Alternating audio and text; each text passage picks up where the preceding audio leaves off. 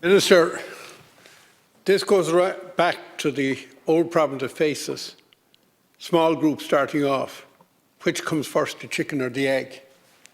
And basically, the European Union recognised that small producer organisations, fishing organisations, being set up to go forward with their production and marketing plan would need cash up front. And they provided for that in the European regulation. My understanding is that the Department haven't been willing or able, for whatever reason, to make that funding available. And as you know, the latest producer group to be recognised is one that represents probably the smallest, but the one with the greatest employment of people along the coast, and that is the inshore fishermen. So I was wondering, what progress can we make in actually help this group getting off the ground and delivering what it needs to deliver for inshore fishermen? Thanks, Deputy Cuív, for raising this here today. The Department's European Maritime and Fisheries Fund programme is the principal source of funding for sustainable development of the sector overall. And at this stage, the programme funds are mostly committed, and that programme is nearing an end. But the new European Maritime Fisheries and Aquaculture Fund regulation was adopted in July of last year, and work is well advanced now in preparing the Department's new seafood development programme, which will bring us up to 2027. And I anticipate adoption of that programme later this year. The Department's EMFF producer organisation scheme provides support to producer organisations. Part A of that scheme supports up to €55,000 to groups of fisheries or aquaculture producers working to achieve recognition as a PO, while Part B of the scheme supports producer organisations that have been recognised by the Department up to a maximum of almost €100,000. The new PO recognised in 2021 did not apply for a grant under Part A. The EU Commission, or the EU Common Provisions Regulations provides that grants under the EMFF programme may take the form of reimbursement of eligible costs actually incurred and paid by the beneficiary, or alternatively through simplified cost options, or SCOs, which are essentially fixed grants based on the past grant history of the beneficiary. The new PO recognised in 2021 is only commencing implementation of its first production and marketing plan in 2022 in accordance with the regulations. The PO will be due for support after submission in 2023 of its annual report and related grant claim and vouching documentation. So, listen, I know the tremendous commitment and support you've given to the Island Marine Resource Organisation, PO. I think it has been a great step forward for the inshore sector in particular. It's something I very strongly support as well. I think it's going to be a benefit to the sector having that extra coordination there. But certainly, in terms of outlining the supports that are available, Deputy Cuív, my reply addresses the supports that are there. Minister, I understand that the Article 66 derogation allowing for an advance payment, in other words, Europe foresaw this, but it wasn't included in the scheme for whatever reason previously. Now, I understand you're developing a new scheme for the new period. Would it have been possible to include the advance in it? Now, as you know, this is common across government departments where new organisations starting to give them in advance. Now, it's repayable if you don't do what you're meant to do. But it's not uncommon.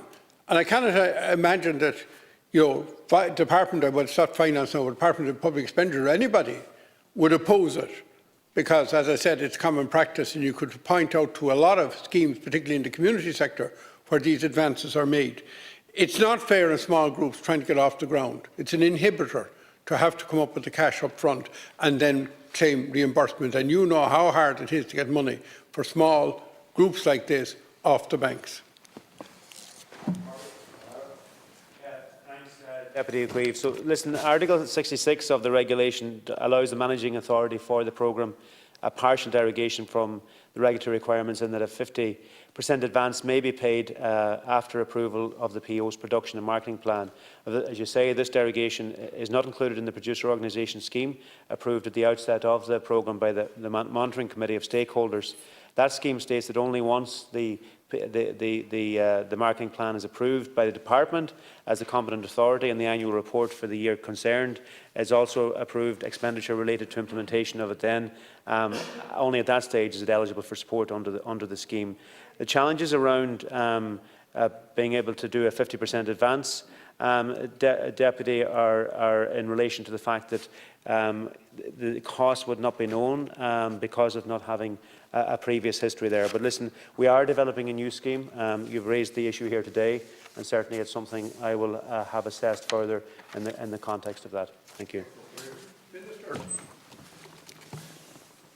what you said in the earlier part of the reply, as I understand, and as I remember, is that you can get it when you're developing the programme and trying to achieve recognition, and then you can get a second grant for implementing. And I think you said, I'm not quite sure, that this organisation that we're referring to didn't apply for it for the first part, so they've developed and got the recognition. Presumably they have a PMB, a plan for development and marketing, for production and marketing. So you know the costings. Now, as I said, there's precedents all across the state system where upfront payments are made to allow new groups to get off the ground. And I sincerely ask you today to include it. Now, again, you mentioned, I think it was a figure, was it 100,000 or something, but it would only be 50% of that. That's 50,000. If it would only relate to new groups, then according to your reply, I think you said there was only one new group.